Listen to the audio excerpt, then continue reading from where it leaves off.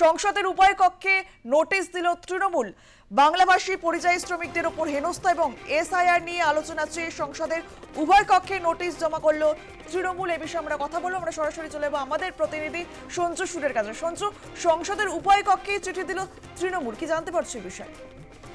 হ্যাঁ দেখো, তৃণমূল কংগ্রেসের পক্ষ থেকে সংসদের লোকসভা এবং রাজ্যসভা অর্থাৎ উভয় কক্ষে যে চিঠি বা নোটিশ দেওয়া হয়েছে, এই নোটিশের কারণ হচ্ছে যে আলোচনা চাওয়া হয়েছে। মূলত দুটো বিষয়কে কেন্দ্র করে আলোচনা চাওয়া হয়েছে। এক হচ্ছে বাংলাভাষীদের বা বাংলা ভাষায় কথা বলার জন্য দেশের বিভিন্ন প্রান্তে, বিশেষ করে বিজেপি শাসিত রাজ্যগুলোতে যেভাবে হেনস্থা করা হচ্ছে সেই বিষয়ে আলোচনা কর্তা এবং কেন্দ্রীয় স্বরাষ্ট্র মন্ত্রকের এই বিষয়ে বক্তব্য কি সেটা জানতে চাওয়া। দ্বিতীয় আরেকটি বিষয় এসআইআর বা স্পেশাল ইনসেন্টিভ রিভিউ বা বিশেষ নিবিড় পর্যালোচনা। এই বিষয়টিকে কেন্দ্র করে যেভাবে বিহারে প্রায় 40-42 লক্ষ মানুষের নাম ভোটার লিস্ট তালিকা থেকে বাদ গিয়েছে এবং বলা হচ্ছে যে প্রায় 73 লক্ষ মানুষকে পাওয়া যাচ্ছে না, ভোটার তালিকায় তাদের নাম ছিল কিন্তু তাদেরকে পাওয়া যাচ্ছে না, তাদের যে ঠিকানা সেই ঠিকানা তাদেরকে পাওয়া যাচ্ছে না। এই যে বিষয়গুলো এবং এটাকে কেন্দ্র করে আগামী দিনে 2026-এর বিধানসভা নির্বাচনের আগে এ রাজ্যেও এসআইআর করার একটা পরিকল্পনা নির্বাচন কমিশন নিয়েছে এমনটা শোনা যাচ্ছে। ফলে এই বিষয়গুলোকে সামনে রেখেই দুটো বিষয় আমি আরও একবার বলি। এক হচ্ছে দেশের বিভিন্ন প্রান্তে বাংলাভাষীদের উপর আক্রমণ, হেনস্থা করা, এবং দ্বিতীয় হচ্ছে এসআইআর, নির্বাচন কমিশনের এই এসআইআর বা স্পেশাল ইন্টেন্সিভ রিভিউ। এই দুটো বিষয় নিয়ে আলোচনা চায় তৃণমূল কংগ্রেস এবং যে কারণে তৃণমূল কংগ্রেসের সাংসদরা লোকসভায় এবং রাজ্যসভায় যারা নির্বাচিত রয়েছেন তারা আলাদা আলাদা নোটিশ সার্ভ করেছেন। লোকসভার ক্ষেত্রে এই নোটিশ সার্ভ করা হয়েছে লোকসভার অধ্যক্ষ ওম বিড়লার চেম্বারে, এবং রাজ্যসভার ক্ষেত্রে এই মুহূর্তে যেহেতু রাজ্যসভার চেয়ারম্যান তিনি নেই, পদত্যাগ করেছেন। তুমি জানো যে জগদীপ ধনকর গত পরশুদিন রাত্রে পদত্যাগ করেছেন। ফলে লোকসভার চেয়ারম্যান তিনি, এটা হচ্ছে জগদীপ ধনকর ভারতের উপরাষ্ট্রপতি এবং পদাধিকার বলে রাজ্যসভার চেয়ারম্যানের তিনি, যেহেতু তিনি নেই তাই ভাইস চেয়ারম্যান যিনি আছেন তার দপ্তরে এই চিঠি, এই নোটিশ সার্ভ করা হয়েছে যাতে আজ কাল পরশু যে কোনো সময় এই বিষয় নিয়ে আলোচনা। তৃণমূল কংগ্রেস সংসদীয় প্রতিনিধি দল তারা দাবি করছে যে আজকেই যে কোনো সময় এইসব নিয়ে আলোচনা করা হোক, কিন্তু যদি আজ না হয় লোকসভার অধ্যক্ষের চেম্বার থেকে বা রাজ্যসভার ক্ষেত্রে উপাধ্যক্ষের চেম্বার থেকে, সেখান থেকে যদি কিছু নির্দিষ্ট করে জানানো হয় যে কবে আলোচনা করা হবে তার সেটাও রাজি, কিন্তু আলোচনা করতে হবে, এটা পরিষ্কার দাবি তৃণমূল কংগ্রেসের সাংসদদের। বেশ, ধন্যবাদ সঞ্জয়। বাংলাভাষী পরিযায়ী শ্রমিকদের ওপর হেনস্থা এবং এসআইআর নিয়ে আলোচনা চেয়ে সংসদের উভয় কক্ষে নোটিশ জমা করলো তৃণমূল।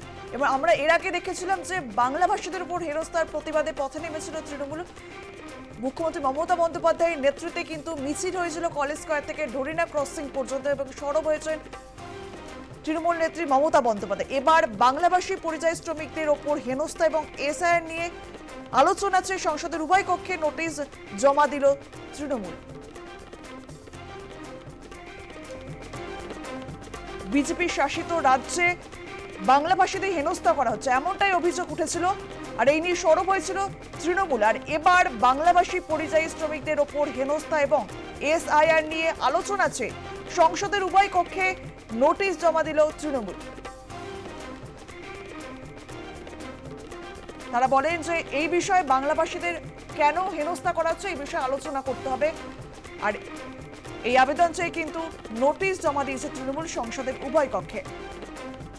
বাংলাভাষী পরিযায়ী শ্রমিকদের উপর হেনস্থা এবং এসআইআর নিয়ে আলোচনা চেয়ে সংসদের উভয় পক্ষে নোটিশ জমা দিয়েছে তৃণমূল। বাংলাভাষীদের কেন হেনস্থা করা হচ্ছে এই নিয়ে আলোচনা করতে হবে, এমনটাই দাবি করা হয়েছে তৃণমূলের তরফে। বিজেপি শাসিত রাজ্যে বাংলাভাষীদের হেনস্থা করা হচ্ছে এই নিয়ে সরব হয়েছিলেন তৃণমূল। এ বিষয়ে আমরা কথা বলবো। আমাদের সঙ্গে টেলিফোনে রয়েছেন বিজেপি নেতা রাহুল সিনহা। রাহুল বাবু, বাংলাভাষী পরিযায়ী শ্রমিকদের ওপর হেনস্থা এবং এসআইআর নিয়ে আলোচনা চেয়ে সংসদের উভয় কক্ষে নোটিশ দিয়েছে তৃণমূল, আপনার প্রতিক্রিয়া?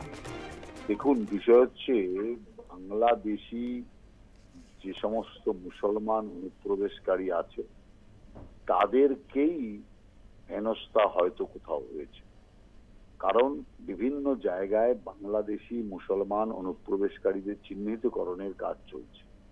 এখন মমতা ব্যানার্জি ওই বাংলাদেশি মুসলমান অনুপ্রবেশকারীকে রক্ষা করতে চায় কেন?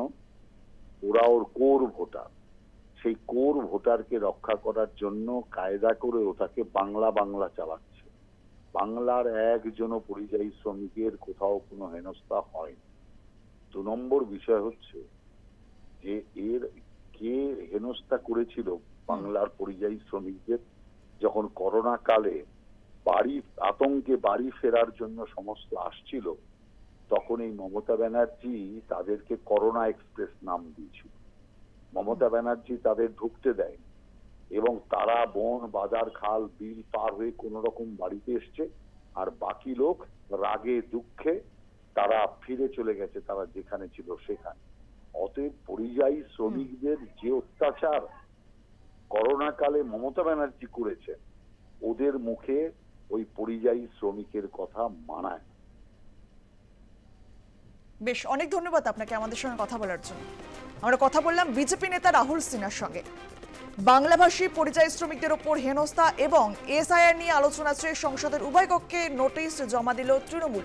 এর আগে আমরা দেখেছিলাম মুখ্যমন্ত্রী মমতা বন্দ্যোপাধ্যায়ের নেতৃত্বে মিছিল বেরিয়েছিল, বাংলাভাষীদের হেনস্থা করা হচ্ছে এরই প্রতিবাদে কলেজ স্কয়ার থেকে ডোরিনা ক্রসিং পর্যন্ত তিনি মিছিল করেছিলেন। 18 জুলাই দুর্গাপুরে যখন প্রধানমন্ত্রী নরেন্দ্র মোদী সভা করেছিলেন জনসভা, সেখান থেকে প্রধানমন্ত্রী জানান যে বিজেপি শাসিত রাজ্যে বাংলাভাষীদের হেনস্থা করা হয় না। আর এবার বাংলাভাষী পরিযায়ী শ্রমিকদের ওপর হেনস্থা এবং এসআইআর নিয়ে আলোচনা চেয়ে সংসদের উভয় পক্ষে নোটিশ জমা দিয়েছে তৃণমূল। এ বিষয়ে আলোচনা করতে হবে এমনটাই দাবি করে তৃণমূলের তরফে।